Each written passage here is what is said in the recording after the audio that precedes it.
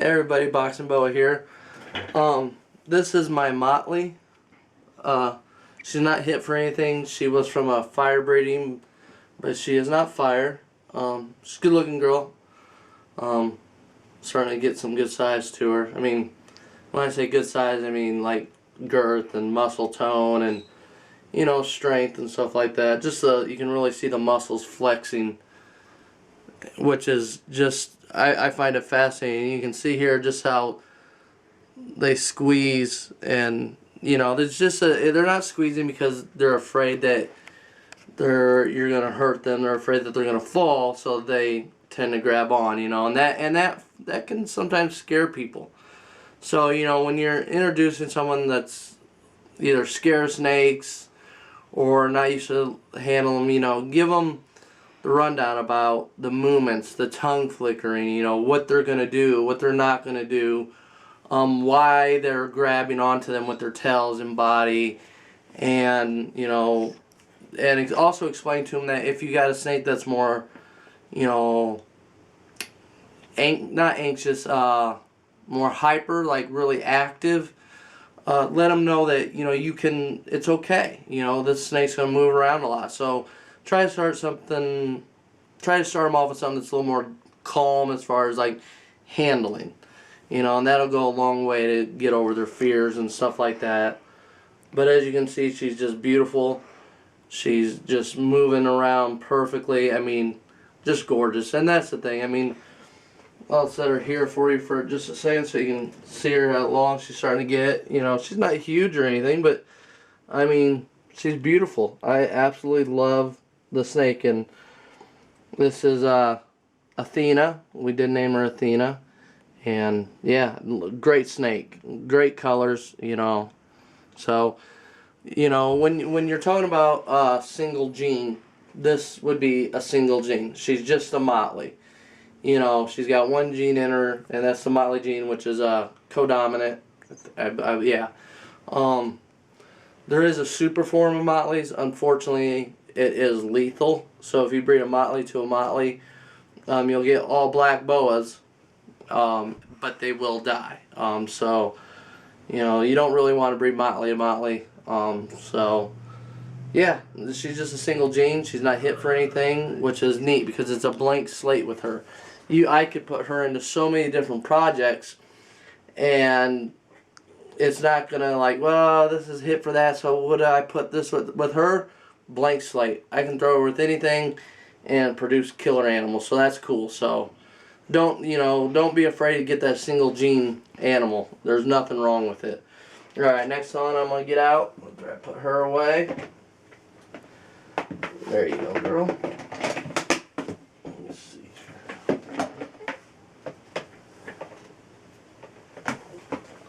This is my Sharpstrain albino. Got her from Mike Wilbanks, basically boas. Great guy.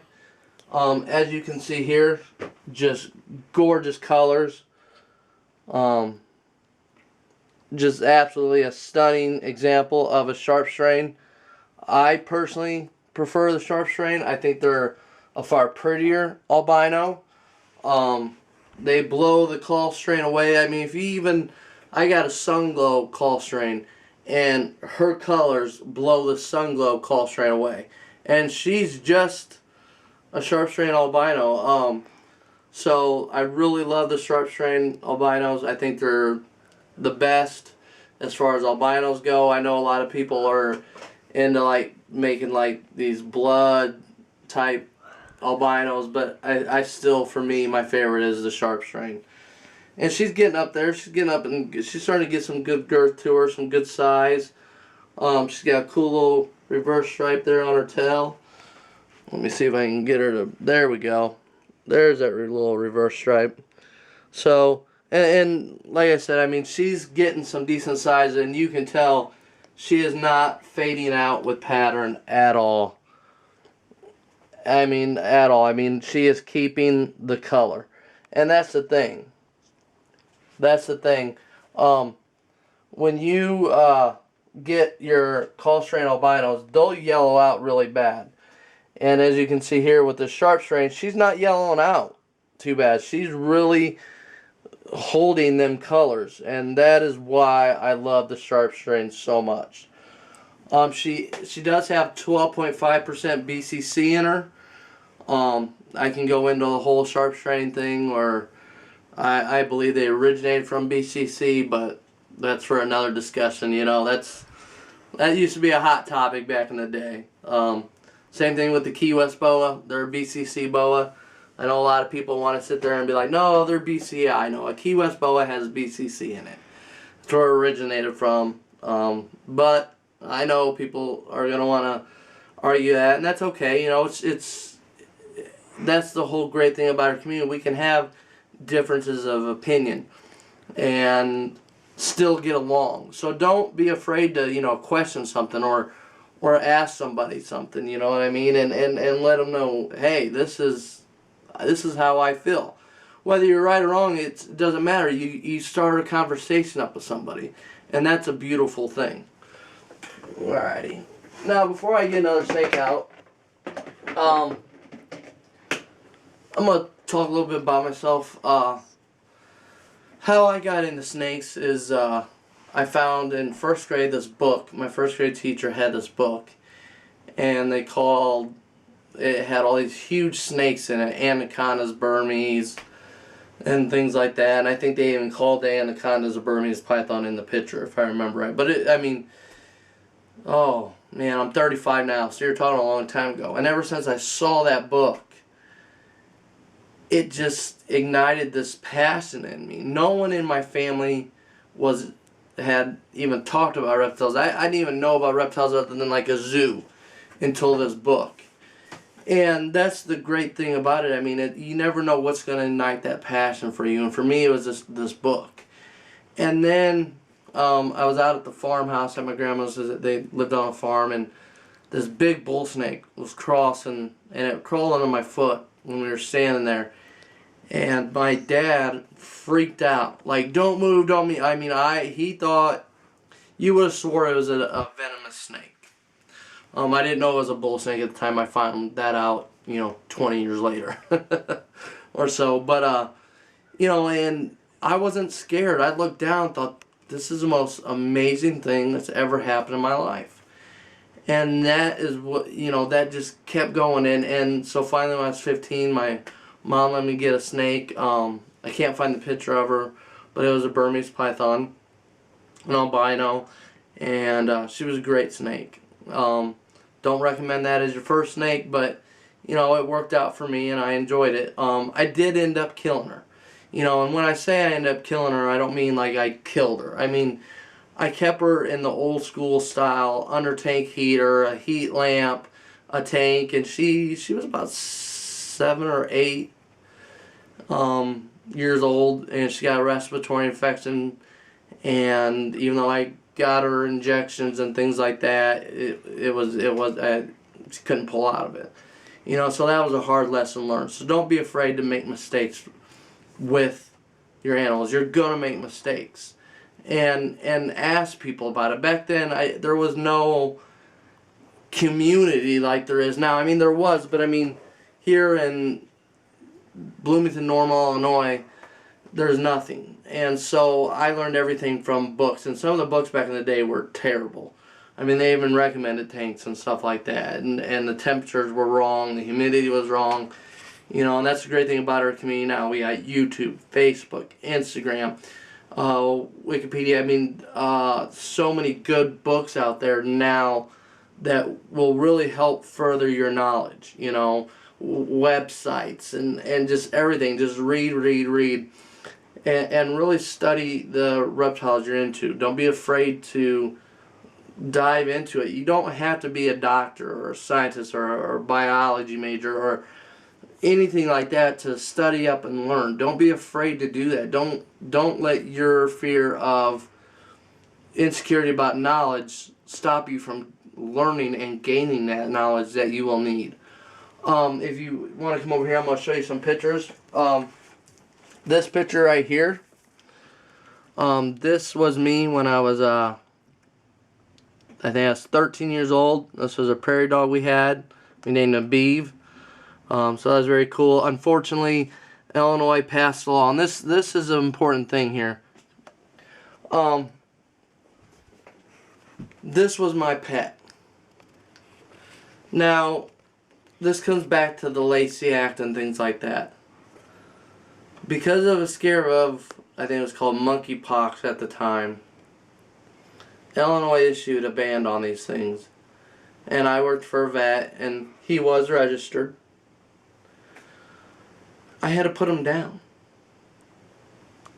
And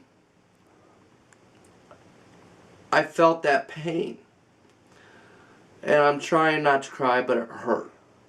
And I don't want anybody else to experience that. So support USARK. Stop the Humane Society from taking your reptiles and taking your animals. I've had it happen to me with this. I can't get a Burmese python from California. It's 19 degrees outside. They would die if it got out. It would die if it got out in the house and wasn't by the heat. So support USARK, donate, do what you can. Don't let what happened to me with Beeve happen to your reptiles. Don't. Seriously, support them. Do what you can. Don't let this happen to you. And he tested negative for all diseases. He had all his shots. He had his blood work done. And it still made me put him down.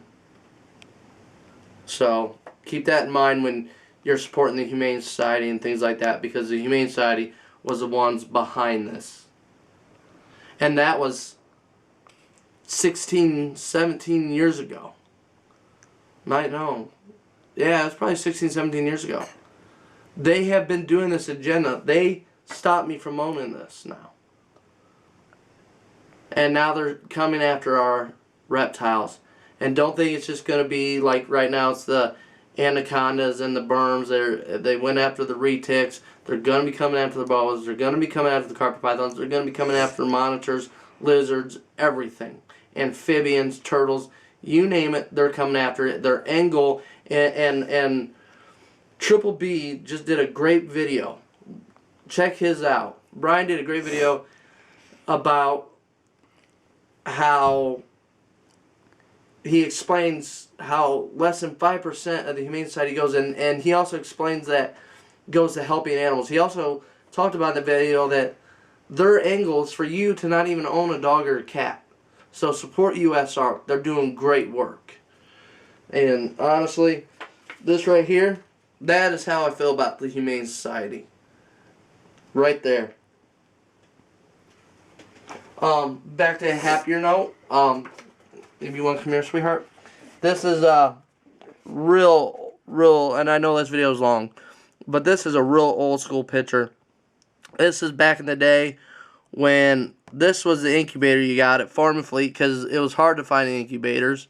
It was made out of styrofoam, and I probably produced about 300 leopard geckos just from owning several of these, little things. And let me tell you something, leopard geckos are like rabbits.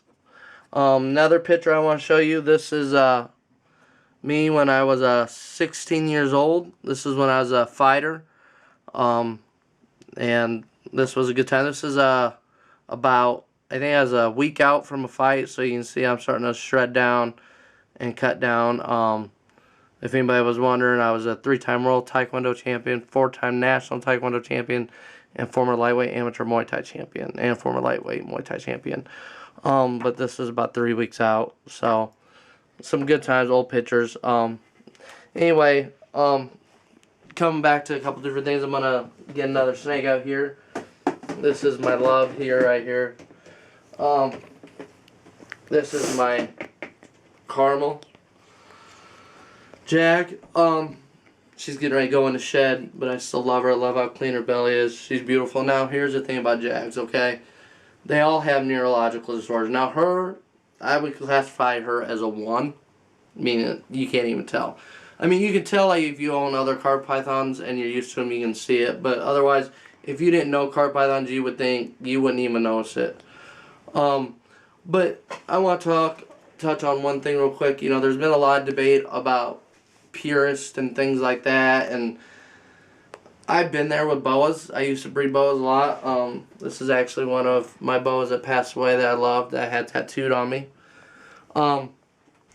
But I agree with the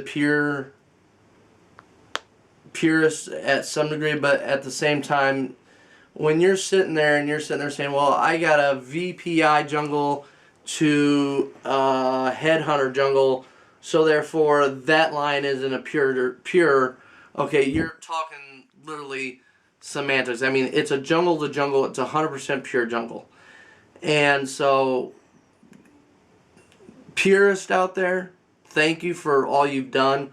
But at the same time, look at what happened in the bow world. If you don't keep up with the market, you're gonna get left behind.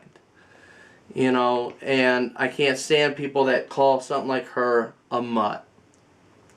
She's not a mutt. She's a beautiful, living, breathing reptile. This is not a mutt. You know, so, and I hate that word mutt. Am I a mutt? Because I am Indian, Native American, Mexican, and white. No, I'm still me. I'm a human. So I'm not sitting there saying, you know, I'm not a mutt. She's not a mutt. She's a beautiful carpet python. So, you know, say what they are, describe what they are. You know, say like they have, say it's like 75% Eringia, 25% of whatever else. You know, be honest about what's in them. You know, so don't sit there and lie and say this is a pure, you know, coastal, whatever. You know, be honest and let people know what's in them. So anyway, this is a little update video, a couple of my snakes, and I want to give a couple shout outs real quick. Michael at Creative Creations, you're doing good things. Keep it up with the ball pythons. Love the rat rack you did. That was very nice. Granddaddy Herps, Anthony, super great guy. Just a phenomenal guy. Check that out. Triple B Reptiles, check them out. Phenomenal guy. I mean, Memphis Reptiles, balls to you on YouTube. I mean, there's just, I can name so many people. It's so hard. Also, you know, check out Reptile Roundtable on Facebook, where there's a group. There's Morealis Madness, which is another group. You know, there's a, I can't think of the name of it. Carpet Python. I think it's Morealis discussion, but I'll do another video where I actually show these pages and links and stuff like that so you can check them out. And also for those of you wondering when we're going to do another Reptile Roundtable video chat, we're planning on doing one Sunday at 8 Central and 6 Pacific time. So we are planning on doing that. I'm not sure if we're going to do it live again or if we're going to record it and then edit it and post it. So be looking forward to that this Sunday. This is Boxing Boa. You know, thanks for watching. If you have any comments, leave them in the comment box below. I do appreciate it. You know, please like and please subscribe. I do appreciate all my subscribers, all my new subscribers, and everybody watching. Hopefully you all had a wonderful Thanksgiving. I know I did. And, you know, just enjoy your reptiles. I know I do. This is my baby. I love this girl. She's just my love. So anyway, this is Boxing Boa. Peace out.